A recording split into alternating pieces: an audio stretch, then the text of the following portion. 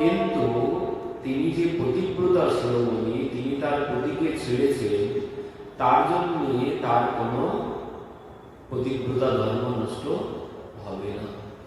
তো বলছেন কৃষ্ণেতে অধিক লীলা বৈদগ্ধাদি রূপ নারায়ণের মধ্যে যে রস নেই, ভগবানের মধ্যে বললেন কিছু কিছু রস বেশি আছে, যেমন লীলা মাধুরী, বংশী মাধুরী, রূপের মাধুরী। এই জন্যে তিনি তার পতিকে ছেড়ে চলে গেছেন, এই লীলা রস আস্বাদনের জন্যে। তো তার জন্য বললেন তাতে তার কোনো পতিব্রতা ধর্ম নষ্ট হবে না।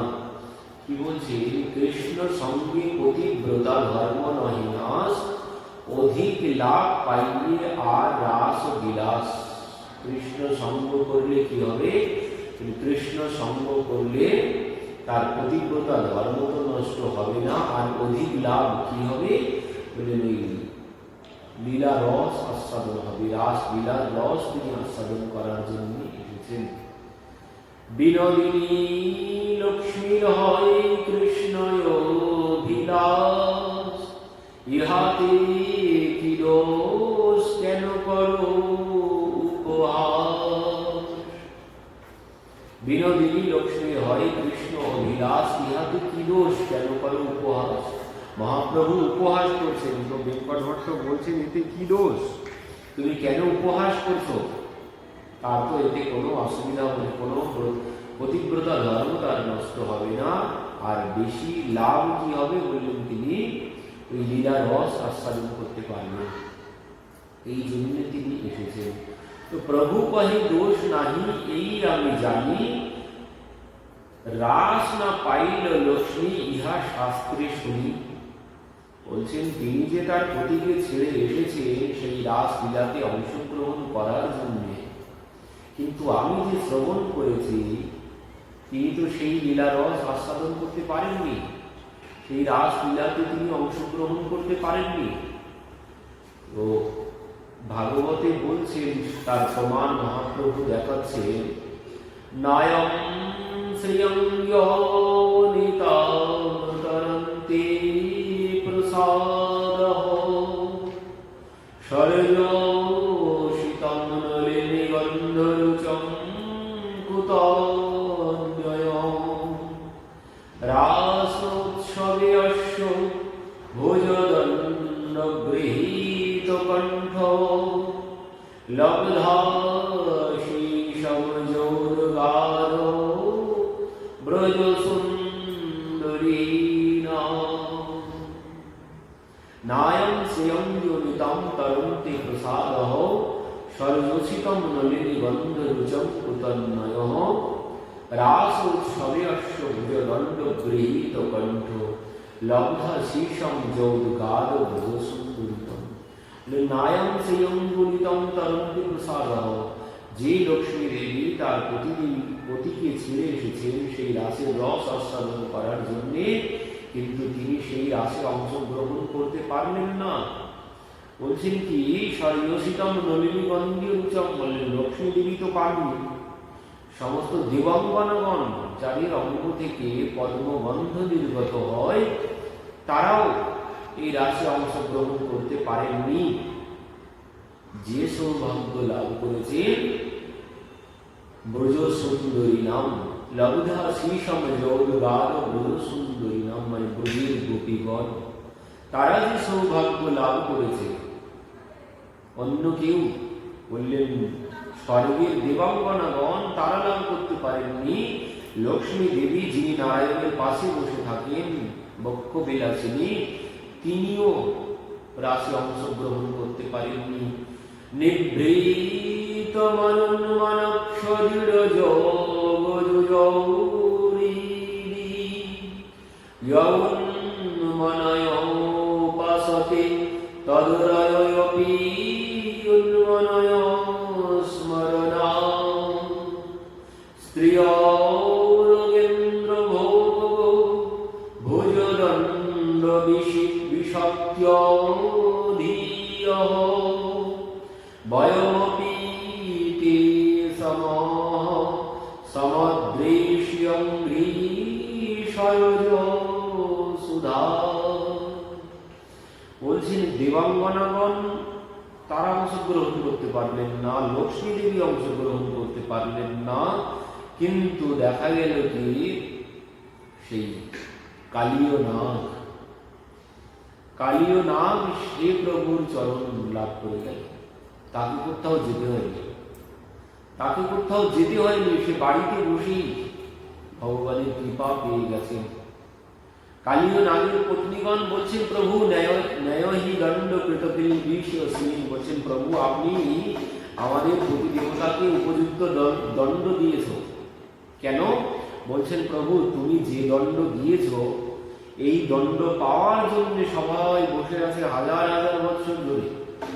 তুমি আমাদের প্রতি দেবতাকে যে দণ্ড দিয়েছ এই দণ্ড পাওয়ার জন্য, এই যুগল চরণ পাওয়ার জন্য বলি মহারাজ কি করেছিল? সর্বস্ব দান করে দিয়েছিল, তারপর এক চরণ পেয়েছে। বলি মহারাজ সর্বস্ব দিয়ে দিয়েছে, তারপরে এক চরণ পেয়েছে, দুই চরণ পাননি, কিন্তু যুগল চরণ তিনি লাভ করতে পারেননি। সর্বস্ব দেওয়ার পরেও আর আমাদের প্রতি দেবতা তার কোনো তপস্যা না, কোনো ব্রত না, কোথাও যেতে হলো না, তিনি বাড়িতে বসে যুগল চরণ লাভ করেছেন। এত বড় সৌভাগ্য আর কেউ লাভ করতে পারেননি। কালীর পত্নীগণ বলছে সত্যি তাই, আর কেউ এত বড় সৌভাগ্য লাভ করতে পারেননি। তিনি বাড়িতে বসে থেকে ভগবান তাকে কৃপা করে গেছেন। যা বলি মহারাজ সর্বস্ব দান করে মাত্র এক চরণ পেয়েছেন, আর এনাকে কোনো কিছু করতে হলো না, তিনি যুগল চরণ পেয়ে গেছে। তো মহাপ্রভু এই উপমা দিচ্ছেন যে দেখো তোমার লক্ষ্মী ঠাকুরানী তিনি তো তপস্যা করছেন, তবুও তিনি ওই রাসে অংশগ্রহণ করার সুযোগ কেন পেলেন না? কালীর কোনো তপস্যা করতে হলো না, তিনি ঘরে বসে যুগল চরণ পেয়ে গেল। আর তোমার লক্ষ্মী ঠাকুরানী তিনি তপস্যা করছেন, তাও তুমি পেলেন। আরো কি বলছেন? শ্রুতি পায় লক্ষ্মী না পায় এতে কি কারণ? ভট্ট কহে ইহা প্রবেশিতে নারে মোর মন। মহাপ্রভু বলছেন শ্রুতিগণ পেয়ে গেছে। শ্রুতিগণ তারা সবাই গোপী হয়ে এসেছেন, মানে বেদের মন্ত্র সেই শ্রুতি তারা সবাই পেয়েছে, তারা সবাই রাসে অংশগ্রহণ করেছে গোপী রূপ ধারণ করে, কিন্তু তোমার লক্ষ্মী দেবী কেন পেল না? দিনকর ভট্ট বলছেন প্রভু এর উত্তর আমি দিতে পারব না। আমি যে ক্ষুদ্র বুদ্ধি সহজে অস্থির, ঈশ্বরের লীলা কোটি সমুদ্র গভীর। তুমি সেই সাক্ষাৎ কৃষ্ণ জানো নিজ কর্ম, যারে জানাও সেই জানে তোমার লীলা বর্ণ। বলছেন প্রভু এ আমার দ্বারা বলা সম্ভব নয়, তবে কি বলছেন তুমি সেই সাক্ষাৎ কৃষ্ণ, সে তুমি জানো কি জন্যে লক্ষ্মী দেবীর রাসে অংশগ্রহণ করতে পারেনি। তো তুমি যাকে জানাও একমাত্র সেই জানতে পারে। সো জানহি যেহু দেহি জানানি। বলছেন প্রভু তোমাকে সেই জানবে তুমি যাকে জানাবে, অন্য কারো জানার শক্তি নেই। তো প্রভু তুমি বলো যে তিনি কি জন্য রাসে অংশগ্রহণ করতে পারেননি। তো প্রভু বলছেন তাহলে শোনো। প্রভু কহি কৃষ্ণের এক স্বভাব বিলক্ষণ, সমাধুর্যে করে সদা সর্ব আকর্ষণ। মহাপ্রভু বলছেন তবে শোনো, কৃষ্ণের একটি স্বভাব আছে। কি স্বভাব? তিনি সমাধুর্যে করে সর্ব আকর্ষণ, সবাইকে তিনি আকর্ষণ করেন। আর সেই আকর্ষণই লক্ষ্মী দেবী বৈকুণ্ঠ ছেড়ে প্রতিদেবতাকে ছেড়ে চলে এসেছেন। তবে কি ব্রজলোকের ভাবে পায় কাহার চরণ, তাই ঈশ্বর করি নাহি জানি ব্রজজন। ভগবানকে পেতে গেলে মহাপ্রভু বলে দিলেন কিভাবে তাকে পাওয়া যাবে। বলছেন কি ব্রজলোকের ভাবে পাই তার চরণ, তাই ঈশ্বর করি নাহি জানি ব্রজজন।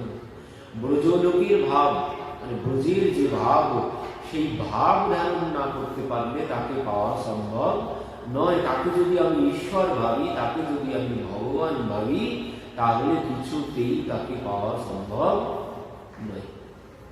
ভগবান ভাবলে, ঈশ্বর ভাবলে তাকে পাওয়া কিছুতেই যাবে না। পাওয়া কখন যাবে বলছেন, তাকে যখন ওই ব্রজের ভাবে যখন তার সেবা করব তখনই তাকে পাওয়া যাবে। তো সেই ব্রজের ভাব কেমন, কি বলছেন, কেহ তারে পুত্র জ্ঞানে উদুফলে বাঁধে, কেহ তারে সখা জ্ঞানে চড়ে নিজ কাঁধে। বলছেন ব্রজের ভাব, কেহ তারে পুত্র জ্ঞানে উদুফলে বাঁধে, আর কেহ তারে সখা ভেবে তার কাঁধে চলছে। ব্রজেন্দ্র নন্দন তারে জানে ব্রজজন, ঈশ্বর জ্ঞান নাহি নিজ সম্বন্ধ মনন। এখানে কোনো ঈশ্বর জ্ঞান নেই, কেউ ভগবান তাকে ভাবেন না। আর এটাই হচ্ছে ভগবানের কাছে সব থেকে প্রিয়। যিনি তাকে ভগবান ভাবেন তিনি তার কাছে ধরা কিছুতেই দেবেন না। ধরা কখন দেবেন, যখন কেউ তার সাথে সম্পর্ক করবেন, সম্পর্ক করে ডাকতে হবে, তাহলে তিনি আমার ডাকে সাড়া দেবেন। ঈশ্বর ভগবান বলে তো তাকে যতই ডাকি না কেন তিনি কিছুতেই সাড়া দেবেন না। বললেন তার কাছে প্রিয় হচ্ছে ওই ব্রজজন, ব্রজের গোপীগণ, ব্রজের সখাগণ। তাদের মতো তারা যেভাবে তার উপাসনা করেছে সেইভাবে তার উপাসনা করতে হবে তাকে পেতে গেলে। তো কি বলছেন, তারে পুত্র জ্ঞানে উদুফলে বাঁধে। মা তাকে উদুফলে বেঁধেছেন নিজের পুত্র রূপে। তো ওইভাবে যদি নিজের পুত্র রূপে তার সেবা করা যায় তাহলে তিনি তার কাছে এসে ধরা দেবেন। বললেন তারপর কেহ তারে সখা জ্ঞানে নিজ কাঁধে চড়ে। বলছেন কেউ যদি তাকে এই বন্ধু রূপে তার সাথে সম্পর্ক করতে পারে তাহলেও তিনি তার কাছে এসে ধরা দেবেন। ব্রজেন্দ্র নন্দন তারে জানে ব্রজজন, ঐশ্বর্য জ্ঞানে নাহি সম্বন্ধ মনন। এখানে কোনো ঐশ্বর্য জ্ঞান নেই, ঐশ্বর্যের কোনো সম্বন্ধ এখানে নেই, এখানে কোনো ঐশ্বর্যের সম্বন্ধ নেই। এইভাবে যদি সম্পর্ক করতে পারি তার সাথে তাহলেই তাকে পাওয়া সম্ভব। ব্রজলোকের ভাবে যেই করণে ভজন সেই জন পায় ব্রজের ব্রজেন্দ্র নন্দন। ব্রজলোকের ভাবে তারে যেজন ভজে সেই জন পায় ব্রজের ব্রজেন্দ্র নন্দন। এই হচ্ছে ভগবানকে পাওয়ার পথ মহাপ্রভু দেখিয়ে দিলেন। ভগবানকে পেতে গেলে ওই সখাদের মতো, গোপীদের মতো, না হলে মাতা পিতার মতো তার সাথে সম্পর্ক করতে হবে। ভগবান ভগবান বলে ডেকে কোনো লাভ হবে না। যদি তাকে পেতে চাই তার সাথে সম্বন্ধ করতে হবে। এই জন্য বললেন সম্বন্ধ করিয়া ভজে তারে কৃষ্ণ নাহি ত্যাজে, আর সব মরে অকারণ। অন্যভাবে যদি তার ভজন সাধন করি তো বলি ওতে কোনো লাভ হবে না। সম্বন্ধ কেন, ভগবান ভগবান চান না যে কেউ আমাকে ভগবান ভাবুক। আমরা কত কত লীলার মধ্যে দেখেছি, সেই গোবর্ধন লীলার মধ্যে যখন সখাগণ যখন বুঝতে পারলো যে গোপালই গোবর্ধন ধারণ করে আছে, আমরা কোনো কিছু না, তখন তারা কি করলেন, সবাই গিয়ে চরণে পড়েছেন, সবাই গিয়ে চরণে পড়েছেন, গোপাল তুই ভগবান। কেন আমি ভগবান? এই ভগবান না হলে কেউ এত বড় গোবর্ধন 22 মাইল এই গোবর্ধন কেউ ধারণ করে রাখতে পারে কনিষ্ঠ অঙ্গুলিতে? বাম হাতের কনিষ্ঠ অঙ্গুলির উপরে তিনি ধারণ করে আছেন। তো এই জন্য বলছেন গোপাল তুই ভগবান। ভগবান বলছেন আমি ভগবান কি করে হলাম? এই গোবর্ধন ধারণ করেছি তাই আমি ভগবান? তোরা আসল তত্ত্ব জানিস না। কেন কি জানিস, ছোট্টবেলায় একজন পণ্ডিত এসেছিল আমাদের বাড়িতে। তো সেই পণ্ডিত আমাকে একটি আশীর্বাদ দিয়ে গিয়েছিল। কি আশীর্বাদ? বলছেন যে আমার দিকে তাকাবে তার সমস্ত শক্তি আমার মধ্যে 100 গুণ হয়ে চলে আসবে। আর এই যেই বলেছেন তোরা কোন দিকে তাকিয়ে আছিস, না আমরা তো সব তোর দিকে তাকিয়ে আছি। তাহলে এবার বোঝ। তখন সবাই বলছে ও এবার বুঝতে পারলাম যে গোপাল এই গোবর্ধন ধারণ করেছে আমাদের শক্তিকেই, আমাদের সমস্ত শক্তি চুরি করে গোপাল শক্তিমান হয়ে এই গোবর্ধন ধারণ করেছে। এবার সবাই বলছে ওরে গোপাল ভগবান ভগবান কোনো কিছু নয়। এবার ভগবান বলছেন এই ঠিক আছে, এবার ঠিক আছে, কারণ ভগবান যেন কেউ না ভাবে আমাকে, সঙ্গে সঙ্গে তিনি পর্দা দিয়ে দিলেন। নন্দ বাবা কোনোদিন তাকে ভগবান ভাবেননি, মা যশোদা তাকে কোনোদিন ভগবান ভাবেননি, নিজের সন্তান ভেবেছেন। উদ্ধব যখন গিয়ে বলছেন যে বাবা তোমার ছেলে তো ভগবান, সে নেই কোথায়, সে সর্বত্র আছে, সে ব্রহ্ম, সর্বম কল্পিত ব্রহ্ম, সে নেই এমন কোন স্থান নেই। তো বাবা তোমার ছেলে ভগবান, ব্রহ্ম, তিনি ব্রহ্মের উপাসনা করো। গোপীদের কাছে গিয়েও সেই কথাই বলেছেন যে সে ভগবান, সে ব্রহ্ম। নন্দ মহারাজ বলছেন আমার ছেলেকে তুমি ভগবান বলছো? আমি তো শুনেছি ভগবান জগৎ জীবের বন্ধন খুলে দেয়, ভগবান জগৎ জীবের বন্ধন খুলে দেয়। আর সেই দেখো সেই উদুঘলটাই পড়ে আছে, সেই উদুঘলটাই পড়ে আছে। তার মা এই উদুঘলের সাথেই তাকে বেঁধেছিল, আর সে আমাকে বলছিল বাবা খুলে দিয়ে যাও, বাবা এখান থেকে আমাকে মুক্ত করো। তো যে জগৎ জীবের বন্ধন খুলে দেয় সে নিজের বন্ধন খুলতে পারছে না, আমাকে ডাকছে, সেই আমি দিয়েই তাকে সেই বন্ধন থেকে মুক্ত করেছি। আর তুমি তাকে বলছো ভগবান, তুমি তাকে বলছো ভগবান। তো কেউ তাকে ভগবান রূপে ভাবেন না। যখনই কেউ ভগবান ভেবেছেন সঙ্গে সঙ্গে তিনি তার উপরে পর্দা দিয়ে দিয়েছেন। তিনিও চান যেন কেউ আমাকে ভগবান না ভাবে। তো এই জন্যে মহাপ্রভু বলছেন ভগবানকে যদি, তাকে যদি পেতে চাই, ওই ভগবান ভাব বাদ দিয়ে দিতে হবে, দিয়ে তার সাথে সম্পর্ক করতে হবে। হয় মাতা পিতার মতো সম্পর্ক করো, না হলে গোপীদের মতো সম্পর্ক করো, না হলে সখাদের মতো সম্পর্ক করো, তাহলেই তাকে পাওয়া সম্ভব। ভগবান জ্ঞানে তাকে পাওয়া কিছুতেই সম্ভব নয়। কি বললেন? নায়ম সুখাপ ভগবত দেহিনাম গোপিকা সুখ জ্ঞানীনাম চাত্মভূতানাম যথা ভক্তির মতা মিহ। যে নায়ম সুখাপ ভগবান, ভগবান, ভগবানকে ভগবান সুখের হবে না। ভগবান ভেবে যদি আমি তাকে তার উপাসনা করি তাহলে কিন্তু তাতে কোনো লাভ হবে না। কারণ কি? যখন আমি তাকে ভগবান ভেবে উপাসনা করব তিনি তখন আমার সমস্ত কর্মফল দান করবেন। যখন আমি তাকে ভগবান ভাববো তিনি সমস্ত কর্মফল দান করবেন। আমার ভালো কর্ম যা করেছি তার ফল ভোগ করতে হবে, যত খারাপ কর্ম করেছি তার ফল সব ভোগ করতে হবে। কিন্তু এই ভগবান বাদ দিয়ে যদি তার সাথে সম্পর্ক করতে পারি তাহলে কি হবে? তাহলে আর কোনো কর্মফল, তাই ভালো হোক আর খারাপ হোক, কোনো কর্মফল আমাকে আর ভোগ করতে হবে, কর্মফল আর আমাকে ভোগ করতে হবে না। যদি তার সাথে সম্বন্ধ করতে পারি তাহলে আর কোনো কর্মফল ভোগ করতে হবে না। আর ভগবান যেই ভাববো তখন কি হবে? আমার কর্মফল ভোগ করতে যেতে হবে। তো এই জন্য ভগবান চান যে কেউ আমাকে ভগবান যেন না ভাবে, কারণ ভগবান ভাবলেই তার কর্মফল আমাকে দান করতে হবে। কিন্তু যদি আমি সম্বন্ধ করে তার ভজনা করি তাহলে কি হবে? সোজা সুজি, এখান থেকে একদম সোজা সেই সম্পর্ক, এই সংসার ছেড়ে, যখন এই সংসার ছেড়ে দেব সোজাসুজি আমি যেভাবে ভগবানের সেবা করেছি ওই ভাব গিয়ে পরবর্তীতে লাভ করে যাব, ওইভাবে সেবায় নিযুক্ত হয়ে যাব। তো এই জন্যে ভগবান ভেবে কোনো লাভ হবে না। নায়ম সুখাপ ভগবত দেহিনাম, ভগবান ভাবলে কোনো সুখের কোনো ফল, এখানে কোনো সুখ হবে না। তো বললেন কি? যথা ভক্তি মতা মিহ, মানে ভক্ত, ভক্তির জীবনে যে লাভ হবে, একজন ভক্ত যা লাভ করতে পারবে, কিন্তু একজন ভগবানকে যিনি পূজা করবেন, যিনি ভগবানের সেবা করবেন, তিনি সেই সুখ লাভ করতে পারবেন। তো শ্রুতি সব গোপীগণের অনুগত হইয়া বুঝেশ্বরী সুর ভজে গোপী ভাব লইয়া। কি বললেন? শ্রুতি সব গোপীগণের অনুগত হইয়া, ওই যে মহাপ্রভু বলে দিলেন ওই গোপীদের মতো হয়ে ভগবানের ভজনা করতে হবে, না হলে সখাদের মতো, না হলে মাতা পিতার মতো। তো সেই জন্য কি হয়েছে? শ্রুতিগণ তারা সবাই ওই গোপী ভাব নিয়েছেন, তারা গোপী ভাব নিয়ে তার সেবা করেছেন, তার আরাধনা, তার ভজন সাধন করেছেন। এই জন্যে ব্রজেশ্বরী সুত ভজে গোপী ভাব লইয়া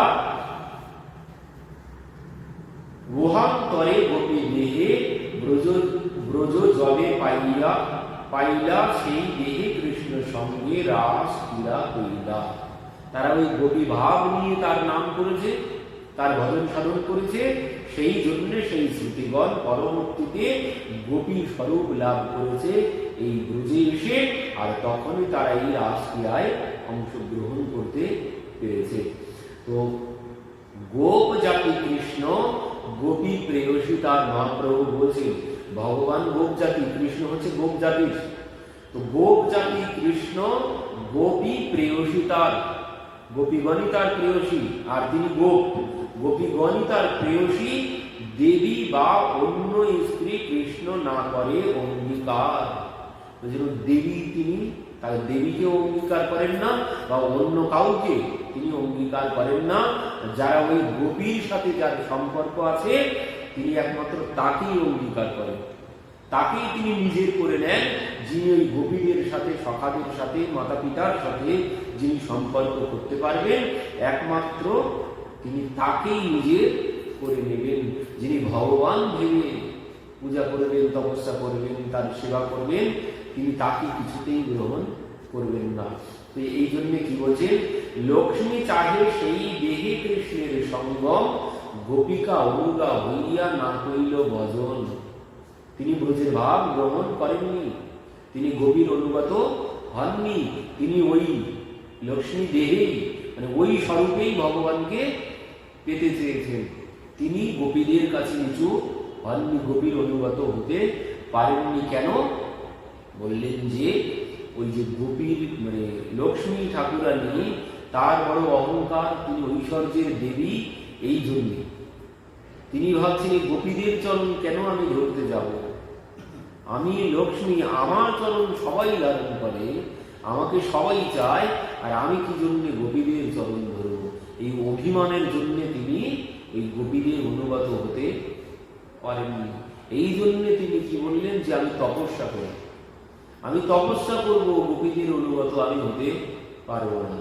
আর এই তপস্যার জন্যই তিনি বসে বসে তপস্যা করছেন, তিনি তাকে এখনো লাভ করতে পারেননি। তো কি বললেন, অতএব নায়ন শ্লোক কহে বেদব্যাস, পূর্বে ভট্টের মনে এক ছিল অভিমান, শ্রীনারায়ণ হয়েন স্বয়ং ভগবান। বেঙ্কট ভট্টের মনে একটি অহংকার ছিল। কি অহংকার? পূর্বে ভট্টের মনে ছিল এক অভিমান, শ্রীনারায়ণ হয়েন স্বয়ং ভগবান। তিনি নারায়ণকেই স্বয়ং ভগবান মানতেন। তার ভজন সর্বোপরি কক্ষা হয়, শ্রী বৈষ্ণব ভজন এই সর্বোপরি হয়। তিনি ভাবতেন এই আমার সম্প্রদায় হচ্ছে সর্বশ্রেষ্ঠ। বেঙ্কট ভট্ট ভাবত, তিনি ভাবতেন ওই লক্ষ্মী নারায়ণই ভগবান। কেন ভাবতেন? কারণ কৃষ্ণের 2 হাত আর নারায়ণের 4 হাত, যার বেশি হাত সেই তো বড়। এই হিসাবে তিনি ভাবতেন নারায়ণই ভগবান। তো এই জন্য তার মনে অহংকার ছিল, লক্ষ্মী নারায়ণই হচ্ছে সর্বশ্রেষ্ঠ। এই অভিমান তার মধ্যে ছিল। আর এই অভিমান ভঙ্গ করার জন্য মহাপ্রভু এই কথা বললেন। তিনি ভেবেছিলেন যে আমার পথটাই সর্বশ্রেষ্ঠ। তিনি কোন পথে? তিনি ছিলেন শ্রী বৈষ্ণব ভজন এই সর্বোপরি হয়, এই তার গর্ব প্রভু প্রভু করিতে খণ্ডন পরিহাস দ্বারে উঠায়, এতে বচন পরিহাস করে এত কিছু এই জন্য বলেছেন। তো তিনি হচ্ছেন শ্রী নারায়ণের উপাসক। তো তিনি নারায়ণের উপাসক। তার পরম্পরা কি ছিল? তিনি কোন সম্প্রদায়ের ছিলেন? তিনি ছিলেন ওই শ্রী সম্প্রদায়ের বেঙ্কট ভট্ট। আর তিনি ভাবতেন এই আমার সম্প্রদায় সর্বশ্রেষ্ঠ। শ্রী সম্প্রদায় মানে আমাদের 4টি সম্প্রদায়। মহাপ্রভু যে 4 সম্প্রদায়ের কথা বলে গেছেন, এই 4 সম্প্রদায়ের মধ্যে হচ্ছে শ্রী সম্প্রদায়, মানে লক্ষ্মী দেবী থেকে যে সম্প্রদায় এসেছে সেটি হচ্ছে শ্রী সম্প্রদায়। পরবর্তীতে তার নাম পরিবর্তন হয়েছে রামানুজ সম্প্রদায়, শ্রী সম্প্রদায়। আর হচ্ছে মহাদেব মানে শঙ্কর, রুদ্র সম্প্রদায়। রুদ্র সম্প্রদায় মানে বিষ্ণু স্বামী সম্প্রদায়। পরবর্তীতে এই সম্প্রদায়ের নাম হয়েছে বিষ্ণু স্বামী সম্প্রদায়। আর ব্রহ্মা, ব্রহ্মা থেকে একটি পথ এসেছে, মানে চারটি পথ, ভগবান থেকে চারটি পথ এসেছে। প্রথমে একটি হচ্ছে লক্ষ্মী ঠাকুরানী, লক্ষ্মী রানী থেকে, সেখান থেকে লক্ষ্মী দেবী থেকে একটি পথ এসেছে, মহাদেব থেকে একটি পথ এসেছে, আর ব্রহ্মা থেকে একটি পথ এসেছে, আর একটি চতুষ্ষণ থেকে। এই হচ্ছে চারটি পথ আমাদের। এই চারটির যে কোনো একটি পথে যেতে হবে। তো প্রথম হচ্ছে শ্রী সম্প্রদায় লক্ষ্মী ঠাকুরানী থেকে এসেছেন, মহাদেব থেকে এসেছে রুদ্র সম্প্রদায়, সেটি হচ্ছে পরবর্তীতে বিষ্ণু স্বামী সম্প্রদায়, যে সম্প্রদায়ে ছিলেন সুখদাসজি বল্লভাচার্যজি। আর ব্রহ্মা থেকে এসেছে মাধ্যাচার্য সম্প্রদায়, এই সম্প্রদায়ের মধ্যেই মাধবেন্দ্র পরিবার, এই সম্প্রদায়ের মধ্যেই হচ্ছে চৈতন্য মহাপ্রভু, মাধ্য গৌড়ীয় সম্প্রদায়। তো এই সম্প্রদায়ের মধ্যেই মহাপ্রভু এসেছেন, এই জন্য মাধ্যাচার্য সম্প্রদায়, মাধ্য গৌড়ীয় সম্প্রদায় আমাদের যে সম্প্রদায়। আর যেটি নিম্বার্ক সম্প্রদায়, নিম্বার্ক সম্প্রদায় হচ্ছে ওই চতুষ্ষণ থেকে, সনক, সনাতন, সনন্দ, সনত কুমার, এদের থেকে এসেছে নিম্বার্ক সম্প্রদায়। তো এই চারটি সম্প্রদায় মহাপ্রভু বলে গেছেন যে এই চার সম্প্রদায়ের অন্তর্ভুক্ত হতে হবে। এই চার সম্প্রদায় বাদে আর যা কিছু আছে ওগুলো সব অপসম্প্রদায়, ওতে কোনো লাভ হবে না, ওই সম্প্রদায়ের মধ্যে গেলে কোনো লাভ হবে না, এই চার সম্প্রদায়ের মধ্যে আসতে হবে। তো এই যে বেঙ্কট ভট্ট, তিনি ছিলেন কোন সম্প্রদায়ের মধ্যে? তিনি ছিলেন এই শ্রী সম্প্রদায়, মানে লক্ষ্মী ঠাকুরানী। মানে ভগবান প্রথমে জ্ঞান দিয়েছিলেন যাদের যাদেরকে, ভগবান জ্ঞান দিয়েছেন লক্ষ্মী দেবীকে, আর ব্রহ্মাকে, মহাদেবকে, আর ওই চতুষ্ষণ, এই চারজনাকে। এই চারজনা থেকে চার সম্প্রদায় পরবর্তীতে এসেছে। তো এই বেঙ্কট ভট্ট ছিলেন লক্ষ্মী দেবীর সম্প্রদায়ে। তো এই সম্প্রদায়ের উপাসনা কি? এই সম্প্রদায়ের উপাসনা হচ্ছে লক্ষ্মী নারায়ণের উপাসনা। এই শ্রী সম্প্রদায়ের উপাসনা হচ্ছে লক্ষ্মী নারায়ণের উপাসনা। তো এই জন্য বেঙ্কট ভট্ট ভাবতো যে আমার সম্প্রদায় হয়তো শ্রেষ্ঠ, আমার পথটাই শ্রেষ্ঠ, লক্ষ্মী নারায়ণী ভগবান। কিন্তু মহাপ্রভু এটা বোঝাতে চাইলেন যে দেখো, এই পথ শ্রেষ্ঠ পথ নয়, এই সম্প্রদায় শ্রেষ্ঠ সম্প্রদায় নয়। এই সম্প্রদায়ে লক্ষ্মী নারায়ণের সেবা আছে। আর লক্ষ্মী নারায়ণ যদি শ্রেষ্ঠ হতেন তাহলে লক্ষ্মী দেবী ছুটে কৃষ্ণের কাছে আসতেন না, তিনি কৃষ্ণের কাছে আসতেন না যদি নারায়ণ শ্রেষ্ঠ হতো। তো এই জন্য মহাপ্রভু বোঝাতে চাইলেন দেখো, তোমার এই পথ শ্রেষ্ঠ নয়, এই সম্প্রদায় শ্রেষ্ঠ নয়। শ্রেষ্ঠ সেই সম্প্রদায় শ্রেষ্ঠ যে সম্প্রদায়ের মধ্যে রাধা কৃষ্ণের ভজন আছে, সেই সম্প্রদায়ই হচ্ছে একমাত্র শ্রেষ্ঠ পথ। লক্ষ্মী নারায়ণের সেবা করে লাভ হবে না, বৈকুণ্ঠ লাভ হবে, মুক্তি হবে, ওতে কোনো লাভ হবে না। এর জন্যই মহাপ্রভু এই প্রসঙ্গ এখানে এনেছে। তো কি বললেন?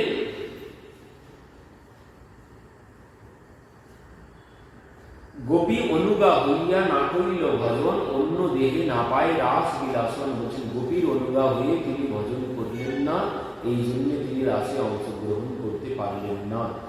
তো এই তার গর্ব প্রভু করিতে খণ্ডন, পরিহাস দ্বারে উঠায় এদের বচন পরিহাস করে, মানে তার গর্ব খণ্ডন করার জন্যে, এই শ্রী সম্প্রদায় শ্রেষ্ঠ সম্প্রদায় নয় এটি জানানোর জন্যই মহাপ্রভু এই মানে প্রসঙ্গ এনেছিলেন।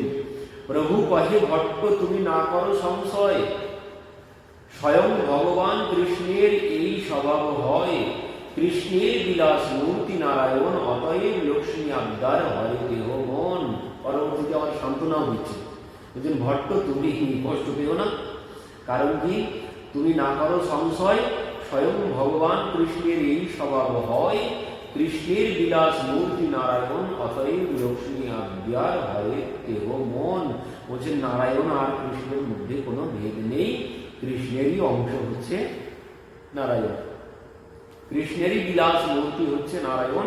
তো তুমি সংশয় করো না। কিন্তু আসলেই গা দিয়ে দিয়েছেন, কিন্তু প্রথমেই বুঝিয়ে দিয়েছেন যে তোমার পথ শ্রেষ্ঠ নয়, কিন্তু সান্ত্বনা দেওয়ার জন্য বলছেন যে তুমি যেন কষ্ট পেও না, নারায়ণ আর কৃষ্ণের মধ্যে কোনো ভেদ নেই, কৃষ্ণেরই অংশ হচ্ছে নারায়ণ।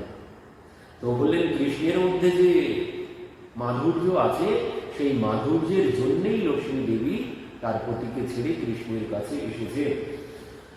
তো অতএব লক্ষ্মী আজ্ঞার হরে হোমন। এবার আবার বলছে মহাপ্রভু, এতে চাংশ কলাপংশ কৃষ্ণস্তু ভগবান স্বয়ং।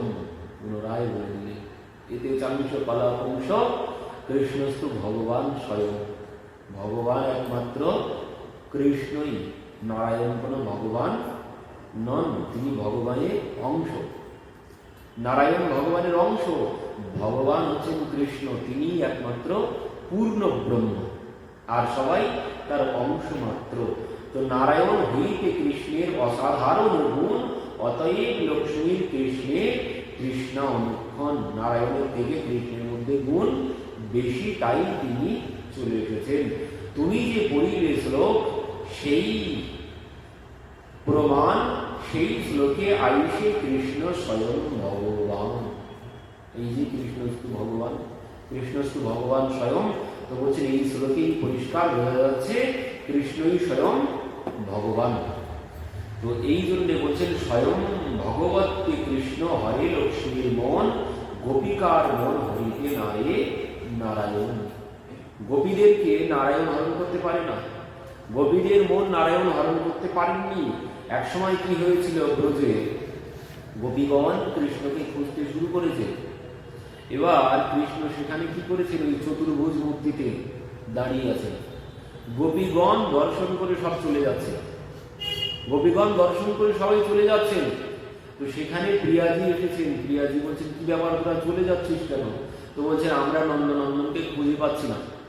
তো প্রিয়াজি বলছেন, ওই যে দাঁড়িয়ে আছে কে, ওই যে দাঁড়িয়ে আছে কে? তো গোপী বলছে, সবাই বলছেন, ও তো নারায়ণ, চতুর্ভুজ নারায়ণ। তখন প্রিয়াজি বলছেন, ওরে নারায়ণ না, কাছে একবার চল। যেই প্রিয়াজি সবাইকে এনেছেন, সঙ্গে সঙ্গে তিনি দুহাত বাদ দিয়ে দিয়েছেন। যেই দুহাত হয়ে গেছে, তখনই গোপীগণ এসে পাশে বসেছেন। যখন চতুর্ভুজ ছিল, সবাই দর্শন করে চলে গেছেন, তারা কেউ কাছে যায় না। এই জন্য বলছেন যে নারায়ণ কাউকে আকর্ষণ করতে পারে না। নারায়ণের কথা কৃষ্ণ আপনে, গোপিকারে হাস্য করিতে হয় নারায়ণ। এই যে বলছেন সেই কথা, গোপিকারে হাস্য করিতে হয় নারায়ণে। কৃষ্ণই নারায়ণ সেজেছিলেন, কিন্তু চতুর্ভুজ মূর্তি দেখায় গোপীগণ আগে, সেই কৃষ্ণে গোপিকার নহে অনুরাগে। গোপীগণ সব তাকে ছেড়ে সেই কৃষ্ণই নারায়ণ হয়েছে, কিন্তু সেই নারায়ণের প্রতি, সেই কৃষ্ণের প্রতি তাদের কোনো প্রেম নেই, তারা সবাই ছেড়ে চলে যাচ্ছেন। তো এত কহি প্রভু তারে গর্বচূর্ণ করিয়া, তারে সুর দিতে কহে সিদ্ধান্ত ফিরাইয়া। মানে পুনরায় আবার সিদ্ধান্ত ঘুরিয়ে মহাপ্রভু করছেন, দুঃখ না মানিও ভট্ট, কইলাম পরিহাস, শাস্ত্র সিদ্ধান্ত শুনো, যাতে বৈষ্ণব বিশ্বাস। বলছেন, তুমি কষ্ট পেও না, আমি এমনি উপহাস করে তোমার সাথে এই কথা মাত্র বললাম, শাস্ত্রের সিদ্ধান্ত এ নয়। মহাপ্রভু তাকে পুনরায় সান্ত্বনা দিচ্ছেন, কৃষ্ণ নারায়ণ জয়ীছে এক স্বরূপ, গোপী লক্ষ্মী ভেদ নাহি হয় এক রূপ। গোপী আর লক্ষ্মী দেবীর মধ্যে কোনো ভেদ নেই, সব একই। কিন্তু কি লক্ষ্য গোপী এক জায়গায় করলেও, মানে লক্ষ্য লক্ষ্মী এক জায়গায় করলেও একজন গোপী হবে না। লক্ষ্য লক্ষ্মী দেবী এক জায়গায় করলে একজন গোপী হতে পারবেন না। কিন্তু মহাপ্রভু বলছেন, গোপী আর লক্ষ্মী দেবীর মধ্যে কোনো ভেদ নেই, কারণ সান্ত্বনা দেওয়ার জন্য। গোপী দ্বারা লক্ষ্মী করে কৃষ্ণ সঙ্গসাদ, ঈশ্বর তত্ত্বে ভেদ না মানিলে হয় অপরাধ। ঈশ্বর তত্ত্বে ভেদ মানিলে হয় অপরাধ। একই ঈশ্বর ভক্তের ধ্যান অনুরূপ, একই বিগ্রহে করে নানাকার রূপ। মহাপ্রভু বলছেন, গোপী দ্বারা লক্ষ্মী করে কৃষ্ণ সঙ্গসাদ। বলছেন, ওই গোপীর মধ্যেই লক্ষ্মী দেবীর সত্তা আছে, গোপীদের মধ্যেই লক্ষ্মী দেবীর সত্তা আছে, আর ওই সত্তাতেই লক্ষ্মী দেবীর রাসের স্বাদ গ্রহণ করছেন।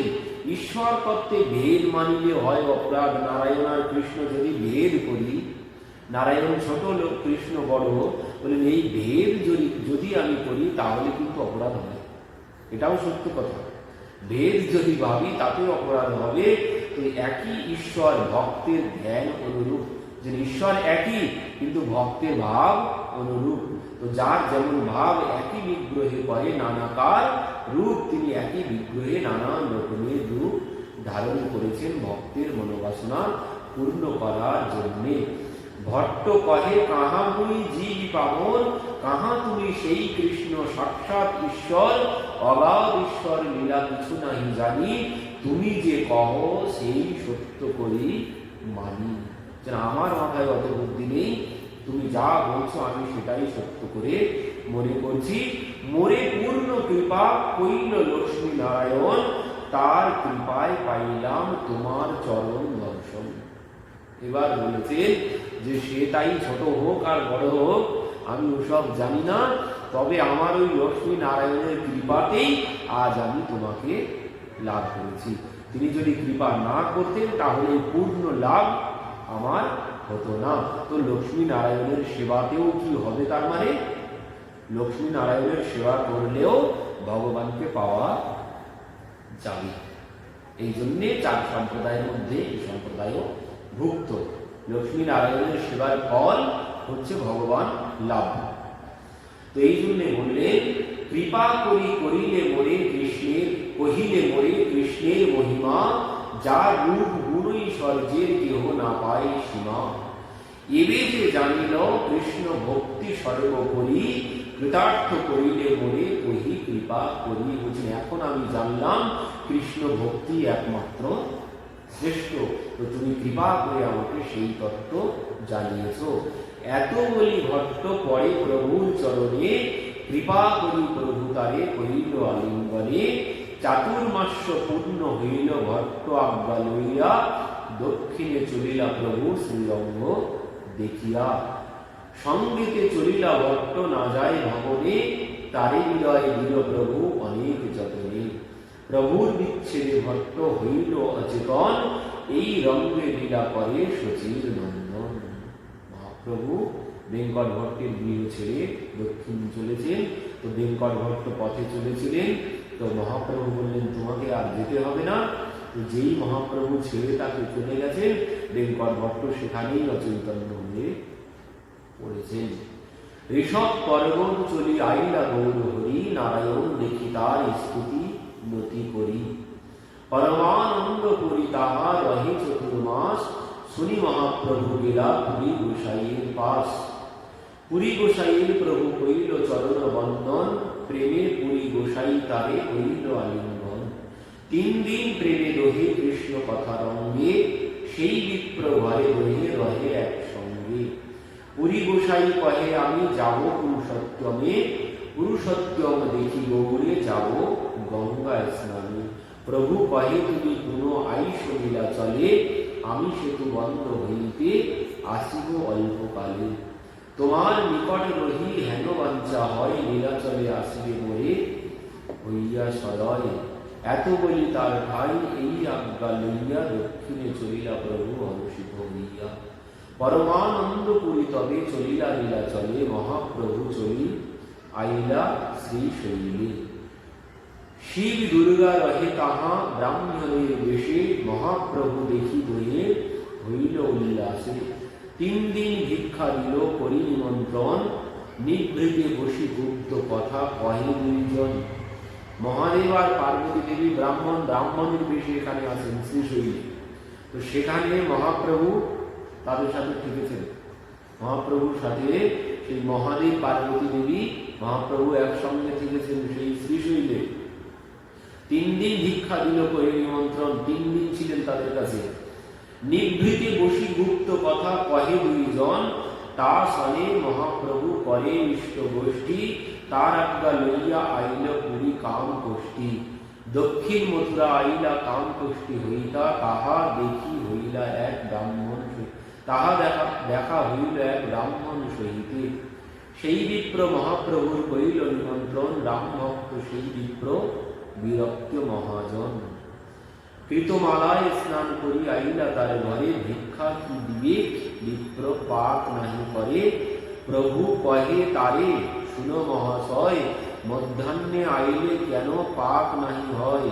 মানে ব্রাহ্মণের গৃহে এসেছেন। এখানে একটি সুন্দর প্রসঙ্গ আছে। মানে একজন ব্রাহ্মণ মহাপ্রভুকে নিমন্ত্রণ করে এনেছেন, এনে এবার কি করেছে, তিনি চুপচাপ বসে আছেন। মহাপ্রভুকে নিমন্ত্রণ করেছেন দুপুরবেলা, প্রসাদ পাওয়াবেন তাই। এবার ইনি কি করেছেন, মহাপ্রভুকে এনেছেন বাড়িতে, কিন্তু এনে চুপচাপ বসে আছে, রান্না বান্না সব বাদ দিয়ে। তো মহাপ্রভু বলছেন, মধ্যাহ্ন হইল কেন পাক নাহি হয়, বিপ্র কহে প্রভু মোর অরণ্যে বসতি, পাকের সামগ্রী বনে না মিলে সম্প্রতি, বন্য অন্য ফল শাক আনিবে লক্ষ্মণ, তবে সীতা করিবে পাক আয়োজন। বলছেন প্রভু আমি তো বনে বাস করি, মানে ইনি ওই রামলীলার মধ্যে ডুবে থাকেন। ইনি ভাবছেন যে আমিও প্রভুর সাথে বনবাসে গিয়েছি। এরা ভাবনা ওই লক্ষ্মণের সাথে, প্রভুর সাথে যেমন লক্ষ্মণ আছে, সীতা দেবী আছে, ইনিও প্রভুর সাথেই আছে। তো বলছেন প্রভু আমার তো বনে বাস, তো এখানে চাল ডাল কোনো কিছু নেই, তো লক্ষ্মণ নিয়ে আসবে ফল, তো সেই ফল বলছেন বন্য অন্য ফল শাক আনিবে লক্ষ্মণ, তবে সীতা করিবে পাক আয়োজন। লক্ষ্মণ সব অন্য চাল ডাল ফল নিয়ে আসবে, তারপর সীতা দেবীর বন্ধন করবে। মানে ইনি রামলীলার ভাবে একদম অচৈতন্য। তো তার উপাসনা জানি প্রভু তুষ্ট হইলা, আস্তে ব্যস্তে সেই বিপ্র রন্ধন কইলা। প্রভু ভিক্ষা কইল দিন তৃতীয় প্রহারে, নির্বিঘ্ন সেই বিপ্র উপবাস করে। বলছেন প্রভু তো বেলা গড়িয়ে গেছে ভোজন করতে করতে, তো সেই বিপ্র উপবাস করে। প্রভু কহে বিপ্র কাহে করো উপবাস, কেনে এত দুঃখ তুমি করো হাহুতাস। বিপ্র কহে জীবনে মোর নাহি প্রয়োজন, অগ্নি জলে প্রবেশিয়া ছাড়িব জীবন। জগন মাতা মহালক্ষ্মী সীতা ঠাকুরানী, রাক্ষসী স্পর্শীল তার ইহা কর্মে শুনি। বলছেন সীতা দেবীকে রাবণ নিয়ে গেছে, এই জন্যে আমার আর ভোজন ইচ্ছা নেই, তিনি ভোজন করছেন না। তো বলছেন এই শরীরে ধরিবারে প্রভু না জোয়ায়, এই দুঃখে জলে দেহ প্রাণ নাহি যায়। বলছেন এই দুঃখেই আমার যেন আমি পুড়ে মরছি সর্বক্ষণ। প্রভু কহে এই ভাবনা না করিও আর, পণ্ডিত হইয়া কেনে না করো বিচার। মহাপ্রভু বলছেন এই চিন্তা ভাবনা তুমি কেন করছো, একটু ভালো করে বুদ্ধি দিয়ে বিচার করো। ঈশ্বর প্রেয়সী সীতা চিদানন্দ মূর্তি, প্রাকৃত ইন্দ্রিয় তারে দেখিতে নাহি শক্তি। মহাপ্রভু বলছেন রামলীলার তত্ত্ব কি বলছেন, প্রাকৃত ইন্দ্রিয় তারে দেখিতে নাহি শক্তি, স্পর্শিবার কার্য আসুক না পায় দর্শন, সীতার আকৃতি মায়া হরিল রাবণ। সীতা দেবী সৎচিত আনন্দময়, যেমন ভগবান সীতা দেবীও ঠিক সৎচিত আনন্দময়ী। তাকে দর্শন করা অত সহজ বিষয় নয়, আর একজন রাক্ষস এসে তাকে ধরে নিয়ে যাবে এ কোনোদিন সম্ভব নয়। তাকে দর্শনই পাওয়া যাবে না, দর্শন করাই যাবে না, ধরে নিয়ে যাওয়া তো অনেক দূরের ব্যাপার। তো তুমি কি ভাবছো সেই সীতাকে রাবণ হরণ করেছে? কোনোদিন সম্ভব নয়। রাবণের কি শক্তি আছে সেই তাকে হরণ করবে সেই সীতা দেবীকে? এই কথা শ্রবণ করে সে একটু শান্ত হয়েছে। বলছে রাবণ যাকে হরণ করেছে তিনি হচ্ছেন মায়া সীতা, আসল সীতা তিনি নন। এই কথা শ্রবণ করে বলছে রাবণ আসিতে সীতা অন্তর্ধান হইল, রাবণের আগে মায়া সীতা পাঠাইল। অপ্রাকৃত বস্তু নহে প্রাকৃত গোচর, বেদ পুরাণেতে এই কহে নিরন্তর। অপ্রাকৃত বিষয় প্রাকৃত দৃষ্টি দিয়ে দর্শন করা সম্ভব না। অপ্রাকৃত ভগবান হচ্ছেন অপ্রাকৃত, আর আমি প্রাকৃত। এই প্রাকৃত নয়ন দ্বারা কোনোদিন অপ্রাকৃত বিষয় দর্শন করা সম্ভব নয়। এই জন্যেই সুরদাসজি বলেছিলেন প্রভু তোমার নয়ন তুমি আমার যেমন ছিল তেমন করে দাও। ও মায়ার দৃশ্য দর্শন করলে আর তোমাকে দেখতে পাবো না, তো এই নয়ন আমি আর চাই না। এই প্রাকৃত নয়ন দিয়ে অপ্রাকৃত ভগবান কোনোদিন দর্শন করা যাবে না। এটাই হচ্ছে আসল সত্য কথা। এই হচ্ছে আসল সত্য কথা। যতই যাই করি না কেন, ভগবান দর্শন এই প্রাকৃত নয়ন দিয়ে, এই প্রাকৃত শরীর দিয়ে কোনোদিন সম্ভব নয়। এটাই হচ্ছে আসল কথা। এবার যতই যাই করি না কেন, এই হচ্ছে আসল কথা, যতই যাই কিছু করি না কেন, দর্শন কিছুতেই সম্ভব নয়। এটাই হচ্ছে আসল। এই প্রাকৃত নয়ন দিয়ে, এই প্রাকৃত শরীর দিয়ে কোনো দিন তাকে দর্শন করা যাবে না। তবে যাবে কখন? যখন অপ্রাকৃত হবে এই শরীর। তো সেই অপ্রাকৃত কখন হবে? ওই হওয়ার জন্য ওই নাম, এই শরীরই অপ্রাকৃত হবে। তার প্রমাণ ওই যে উল্টা উল্টা নাম জপত জগ জানা, বাল্মীকি ভাই ব্রহ্ম সমানা। ওই যে ব্রহ্ম সমানা হয়ে গেছে। উল্টা নাম জপত মানে রাম বলতে পারেননি, মরা মরা বলতে বলতে সে ব্রহ্ম সমান হয়ে গেছে, মানে অপ্রাকৃত হয়ে গেছে। তো ওই অপ্রাকৃত হতে হবে, তারপর ভগবান দর্শন হবে। এই প্রাকৃত শরীর দিয়ে কোনো দিন সম্ভব নয়। এটাই হচ্ছে আসল কথা। যেদিন এই শরীরকে অপ্রাকৃত বানাতে পারবো ওই নামের দ্বারা, সেদিনই ভগবান দর্শন হবে। তার আগে কিছুতেই সম্ভব নয়। তো মহাপ্রভু বলছেন, তুমি কি ভাবছো ওই রাবণ রাক্ষস এসে সীতাকে হরণ করে নিয়ে গেছে? কোনোদিন সম্ভব নয়। ও যাকে নিয়ে গেছে সে হচ্ছে মায়া সীতা। তো পরবর্তীতে আমরা তার বিষয়ে শ্রবণ করব। আজ এখানে আমাদের কথা বিশ্রাম।